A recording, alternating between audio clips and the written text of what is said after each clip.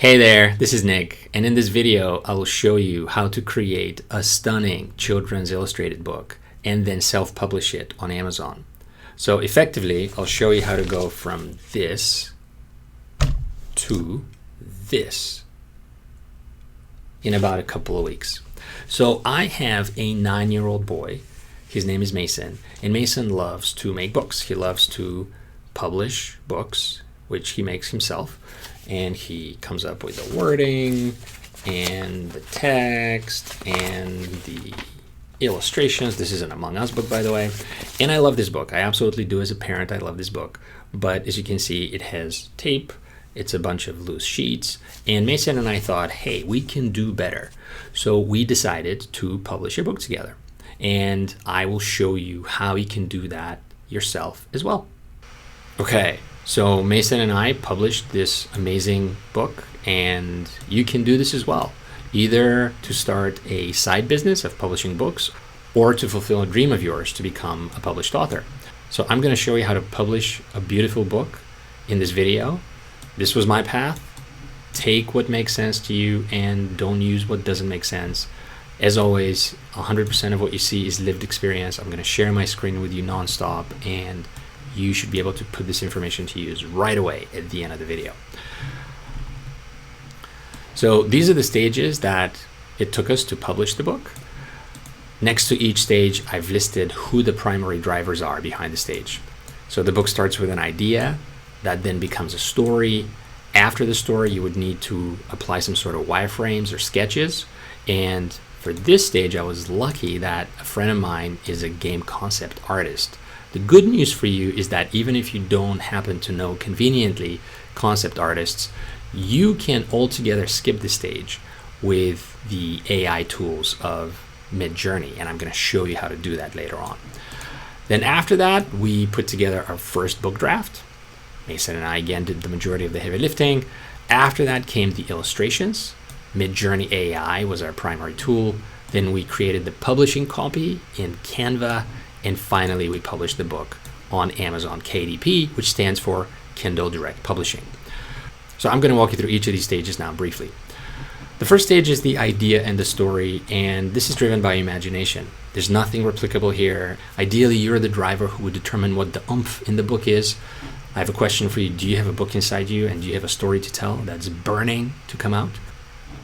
My strong recommendation here is to make the idea unique. There's a lot of copycats out there. For example, there's a lot of coloring books already on the market, and you should try to stand out and think of how you could be different. What do you have inside of you that nobody else has? And I will give you an example with what Mason and I decided to do. So we attacked this problem from two sides. First, we said this book needs to be absolutely gorgeous. The illustrations need to be absolutely amazing. And then second, just as important, we wanted to make the text feel playful and almost like a song, like a poem. Mason loves to read, but he loves illustrations and pictures more. So we said, hey, instead of coming up with these long-winded sentences, let's just come up with this very playful, almost like Dr. Seuss-like style. And I'm not saying we're nearly as good as Dr. Seuss, absolutely not. We're just inspired by him. So let's come up with this style that would be catchy and it wouldn't be too intimidating for a young child to read. So I'll give you an example with this quick blurb here. On this page we said, it was a place he'd read about in books, the lab of a mechanic wizard. Mason took 3 steps and then forgot to breathe. So this is the text throughout the book, very approachable. And as I said, the biggest selling point are the illustrations. And it's not a selling point, it's like, what does this book have that others don't? And these illustrations are absolutely gorgeous. I'll show you maybe a couple more.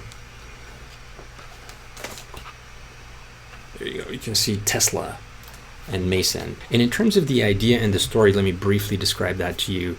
Mason, who's the protagonist, is a boy in New York City in 1922. He encounters Tesla. In the beginning, they're adversaries, and Tesla's X-ray goggles mess up Mason's mojo, but by the end of the book, they become best friends, and they discover this wonderful machine that powers the whole city with electricity through the air. So that's the story of the book. That was our idea, and those were the two main differentiation points: the beautiful illustrations and the catchy, playful, rhythm-like, song-like narration of the book.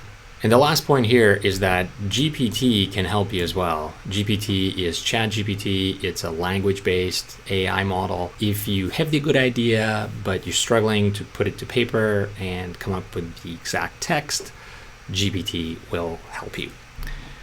After Mason and I were finished with the idea and the story, we came to the sketching stage.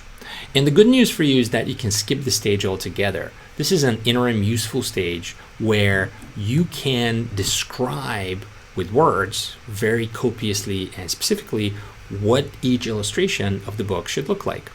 And to help you in that, you could come up with very crude, high level, it's called concept art, that uses primarily black and white, pencil, stick figures in order to convey the spirit of each scene and the mood of the story. So I will show you what that looked like for us. And here's one of the early versions of a draft of a book. The name was Mason and Tesla's Glowing Tower. And here are those concept art pages, those wireframes. You can see how they're very crude, they're very basic, they're black and white only, but they set the tone and they let you know what is taking place. So as I said, I was lucky to know someone who's doing this for a living, a game concept artist from my gaming days in corporate America, and he did this for us. The good news for you is that you don't have to do this our way. You can skip the stage altogether. With Midjourney, which we're going to talk about later, you could either automate this whole stage with Midjourney, or you can skip it and go straight to the high level, high resolution, beautiful imagery stage with Midjourney without needing this interim stage. You could come up with words. You can describe very, very clearly what each illustration should look like. And after that, you can jump straight into the elaborate illustration part with Midjourney. Okay, so our next stage after we're done with the sketches and the wireframes was to assemble the first draft of the book. And that's what I started showing you here. This is actually the 5th draft of the book. It's early draft V5. And the point of this stage is to assemble all these disparate pieces together. As I mentioned, the story, the idea, the concept art. As I'm mentioning here, keep iterating on it because you don't have to do just one single draft. You can do multiple, as we did here ourselves. This is V5 of the drafts, and this is V6. This is here. You can see now we're starting to add some of those elaborate images from Midjourney, which I'm going to show you how to develop yourself. It's very helpful to see everything come together. The tooling is not important here. I'm kind of ashamed to admit that I used PowerPoint. Canva, I believe, is a much better tool for this job.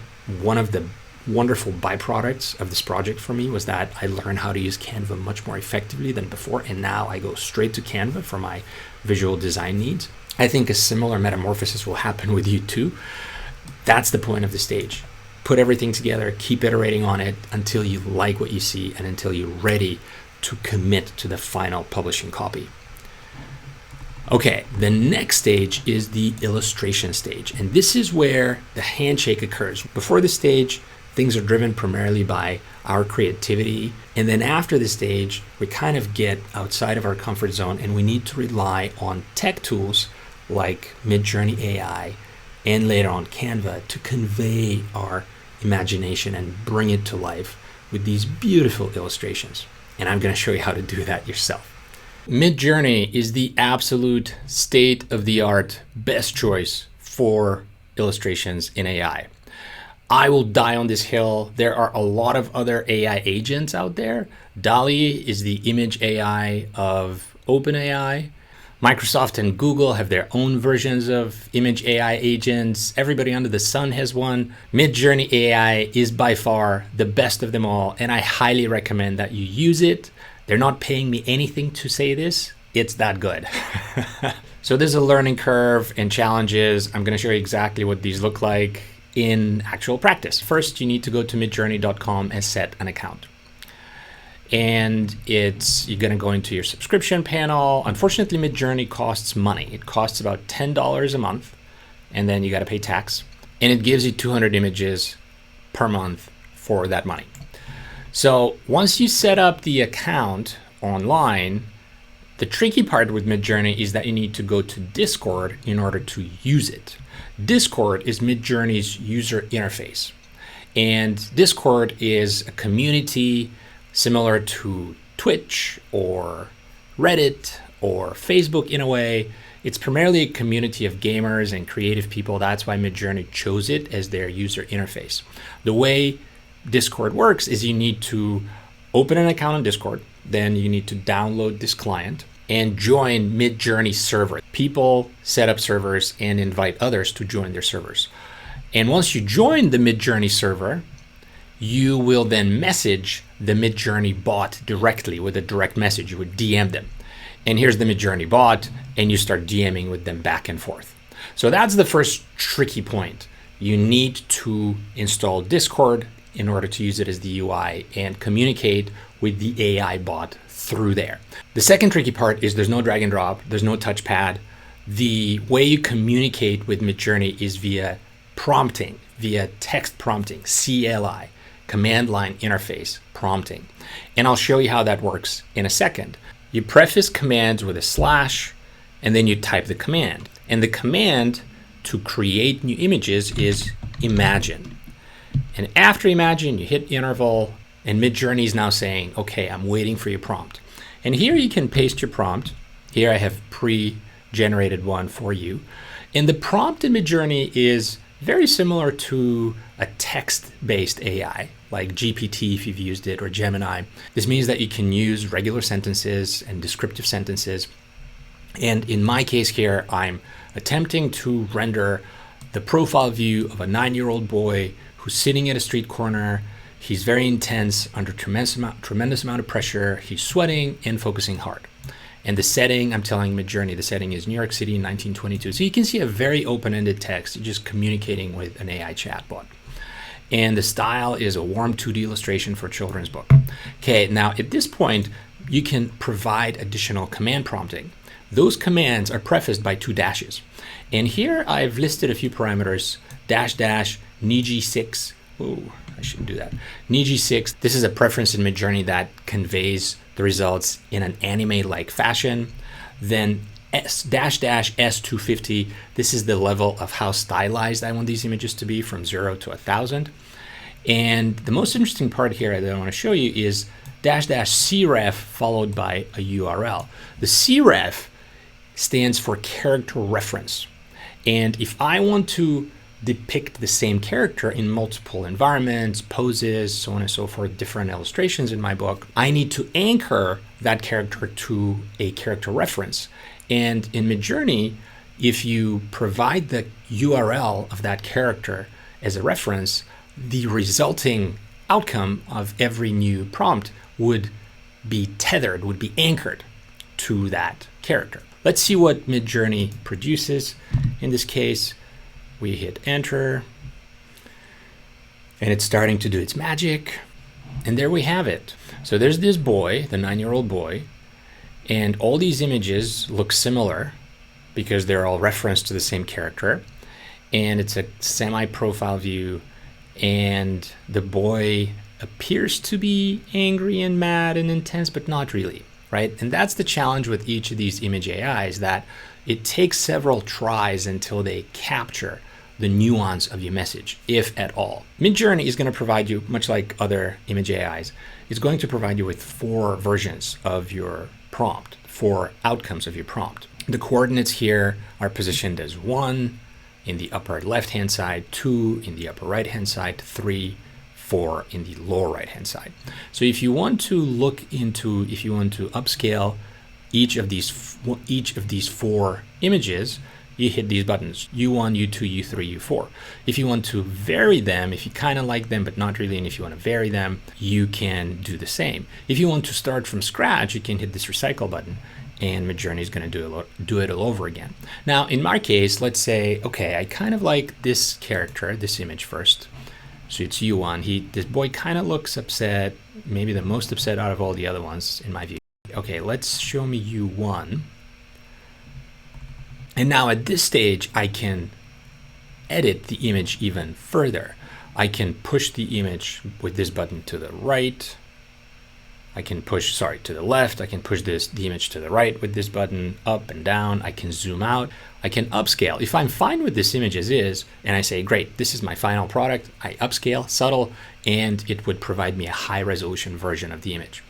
You can upscale creative, meaning it's going to give you a high-res version, but it's going to be quite a bit different from the original. And then if you want to continue to tweak the image, you can vary the image subtly, you can vary it strongly, you can vary it by region, meaning you can click on this button and then highlight any part of the image in order to change it some more. So maybe we can say, the boy is wearing a yellow sweater.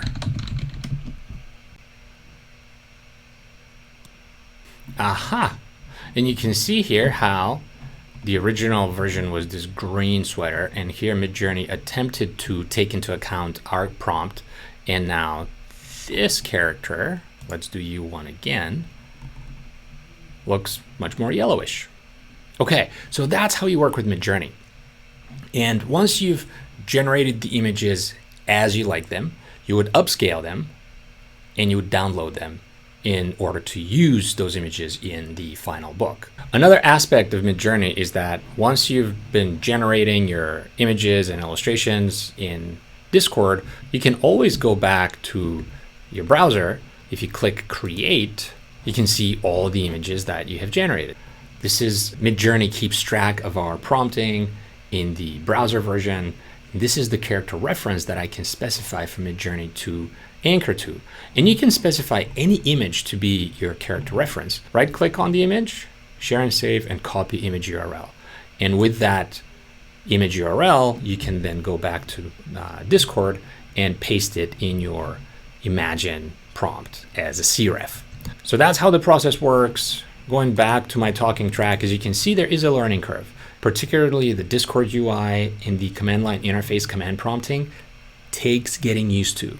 I have put together this cheat sheet for me with different commands in Midjourney. You can see you start the creation process with /imagine. Then there's all kinds of different parameters. You can set the aspect ratio with --AR, horizontal, vertical, what have you. You can edit the image as I showed you. Further down, you could provide different camera angles, the viewing direction of a centered view, back view, the camera shot, a medium shot, a cowboy shot, the camera angle, so on and so forth. So these are some of the more highly used, more frequently used commands that I use. I think you can get up to the speed pretty quickly. Maybe a couple of days of research on YouTube, watching tutorials is going to get you to that stage. Creating and playing with the tool is going to be the best teacher for you. As I showed you, the three biggest challenges are composing the right prompt to capture the right mood and scene and specifics, the character look and feel, you should use cref for that, and the consistency of the style. You can specify the style to be more anime-like, different level of how stylized the characters are, so on and so forth. So it does take getting used to, and there are bumps along the way, but I promise you, the final results are spectacular. These are the images that I created in Midjourney for Mason's book. So this is very well worth the trouble, and I think you would enjoy the results. Then after the illustration stage comes the creation of the publishing copy stage. And for that, you should use Canva. Canva is a work of art. I love Canva. Similarly to how advanced, in my opinion, Midjourney is in the AI space, Canva is just as strong in the visual design space. And it's going to give you a lot of freedom while also giving you a ton of power and specificity. I will show you what that means. This is Canva. Welcome to Canva. Go to canva.com, create a free account or start a trial for a premium one. A free account should do you good in the beginning. The way you start a new project with Canva is to create a new design. For a book, you would specify the custom design and you would specify the exact width and height in inches here and then create a new design. I'll show you why the dimensions are so important, and I will carry this demo with the files that I have created on Canva already. You can see I have a lot of other files on Canva, a lot of other projects. There are 3 folders that I have created for the Mason and His Marvelous Machine project, an ebook, a hardcover, and a paperback. In each of these, there are 2 files, one for the book itself and one for the paperback cover. Here I have opened up the file for the book, and you can see that after you specify the right dimensions for each page, you can then start building the pages one at a time. The way you do that is by starting on uploading those beautiful images that you created via Midjourney. Click upload file, and then upload all those high-res images and drag them to each of the pages in your Canva project. Then once you have started building the page, you can additionally add text by dragging these headings or subheadings or regular text. You could change the background of each page by choosing the background color. The beautiful thing about Canva, one of many, is that it automatically extracts the component colors of each image that you use so that you maintain a consistent visual fidelity across the board. Let's see, once you have a number of elements on a page, a good way to govern those with Canva is to determine their position. So if you click on position, they're the layers for each of the elements on the page. You can rearrange the order.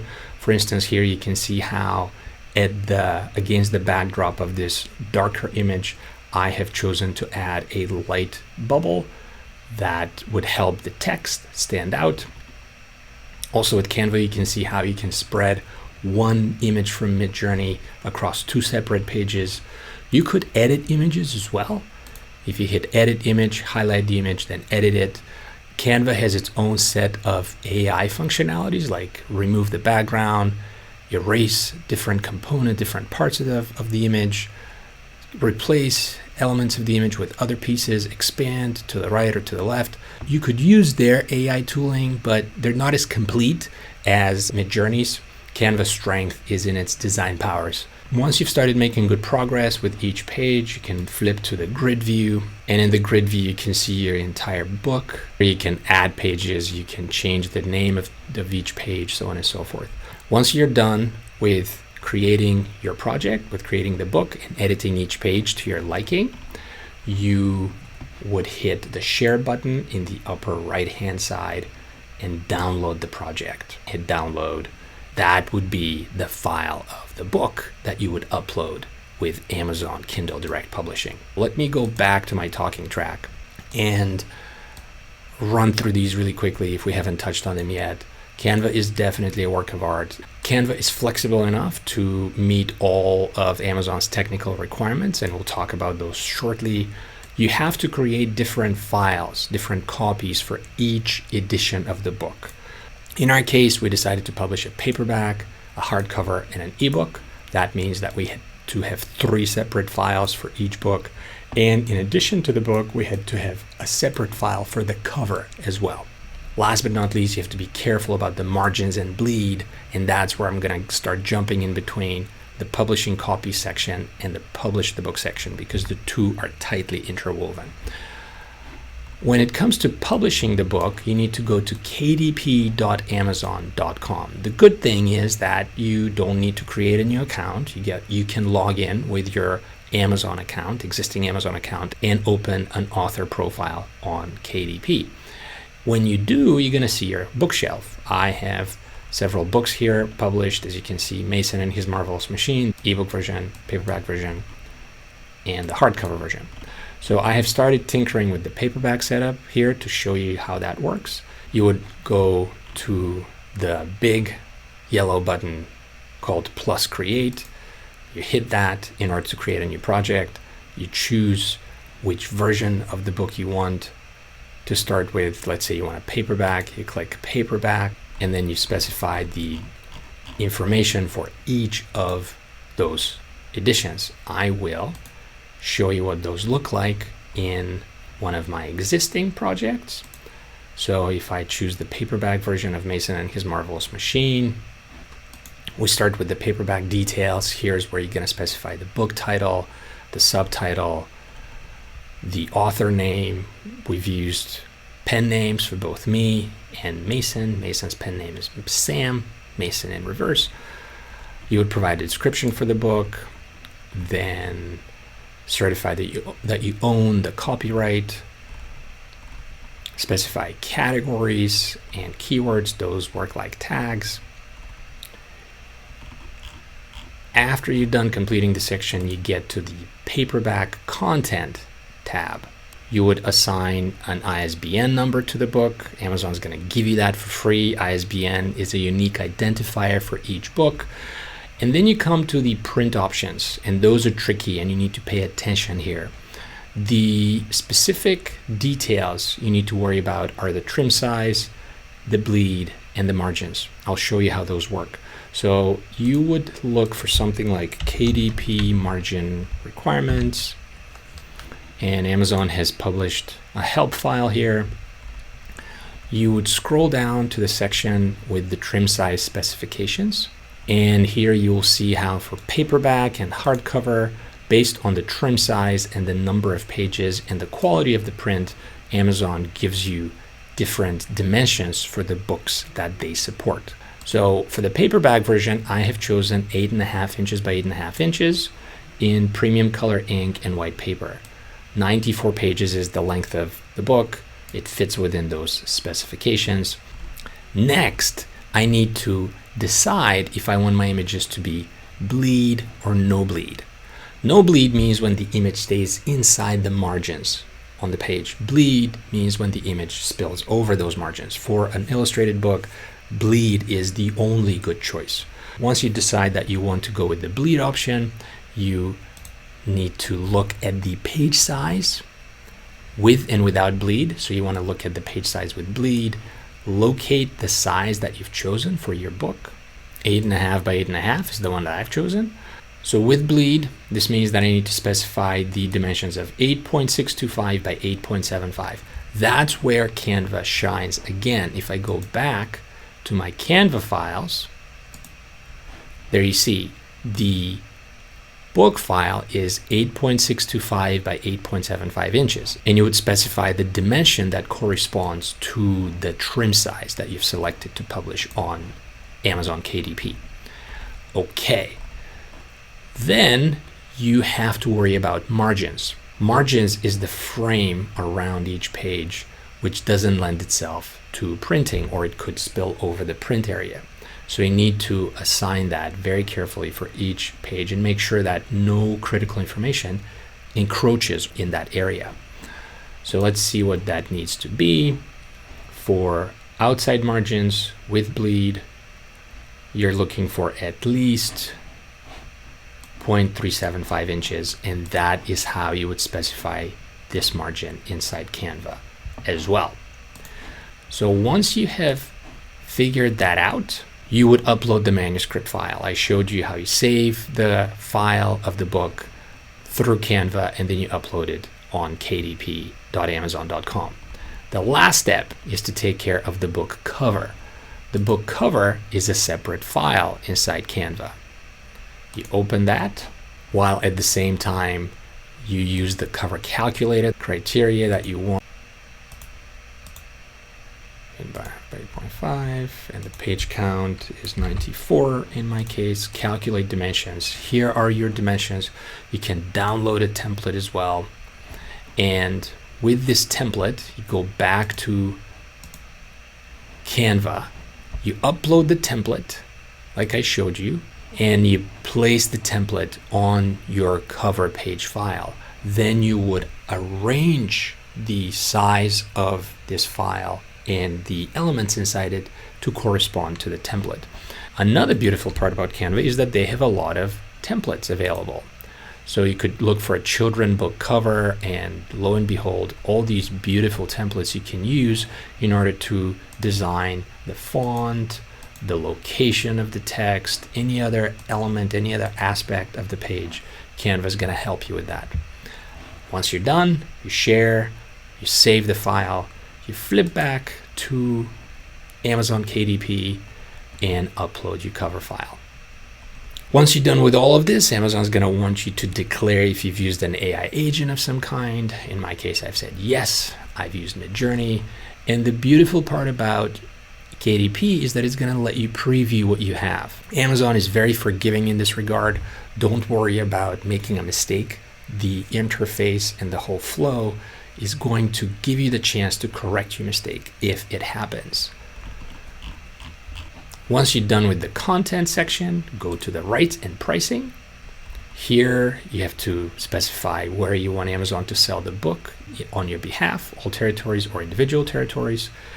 Then you specify the price just in the US, in US dollars. Based on the price in the US, Amazon is going to populate all the other territories where you want to work with them in the local currency. You're also going to choose the rate, whether you want 60% or 40% rate, which is going to then indicate that based on your price, the cost of the print, and the cost to Amazon, this is going to be the royalty that you would collect for each book. It's not very much. As you can see, for a $17 book, you collect only $167. And then last but not least, you can request proof. I don't recommend that because Amazon would then need to print the book and send it to you. That's very slow. A better option is publish the book, have a friend buy it yourself, and then make the changes on the fly. And once you're done with all of this, you click publish your paperback book. Amazon's going to take about a day to review changes, and they would then approve the book, and it's going to go live in all the territories that you've specified. Okay, now let's go back to my cheat sheet, to my talking points, see if I've missed anything. It may seem daunting to publish with KDP, but it's a very straightforward process and open to experimentation. Amazon is going to let you preview your work and fix your mistakes along the way. So do not worry, jump in boldly and self-publish your book. It's fun to do. Parting thoughts time. Designing a book, building a book with AI, and then self-publishing it on Amazon can be an incredibly rewarding experience. It can give you the ability to learn next-gen tools like Canva and Midjourney. It can give you the opportunity to start a publishing side business or to connect with your child and watch them blossom. In my experience, the knowledge of Midjourney and Canva was at the very top of the list. Starting a publishing side business was not that appealing to me because I learned along the way that the margins that Amazon shares with authors are the highest on their ebook editions, and children illustrated books naturally don't lend themselves to the ebook format. As you saw on the pricing page earlier, the revenue, the royalty that is left to you on a print edition is roughly 10% of the listed price, which wasn't worth it to me. It could be worth it to you if you want to publish a large volume of books. That might make sense. The challenge is that a lot of the low-hanging fruit has already been picked. And if you want to publish large volume of books in areas like coloring books or counting books or more basic elementary books, there's a lot of those in the marketplace. Therefore, Mason and I decided to go for a beautiful AI-generated illustration book and a unique story. Those books are not easy to create. I have given you a lot of tools to make that decision on your own, but in my case, connecting with Mason and watching him fly and learning amazing tools like Midjourney and Canva were the most precious takeaways for me from this project. Also, Mason and his marvelous machine publishing an AI-based book was a part of what I call Project Senoia. Those are, if you've watched one of my other videos, those are these unproven skunkwork projects that are not intended to become a business per se, but are intended to explore new avenues and give me knowledge. In some cases, they do turn out to be a standalone business, but as the saying goes, if you're not winning, you're learning. And this project was a wonderful learning opportunity for me. Thank you for watching this video. I really appreciate your attention. Please like this video, please subscribe to this channel, but even more importantly, please send me your feedback. Let me know what parts of this video you liked, what parts you disliked. I covered a lot of ground here in about 20 to 30 minutes. So if you want me to go into any one of these categories in more depth, working with Midjourney or working with Canva or publishing on KDP, I'd be glad to do a much more in-depth video on those. Thank you again for your support. Chin up. Good luck as you are building or scaling a side solopreneur business. You can do it. I have faith in you. I'll talk to you soon. Bye-bye.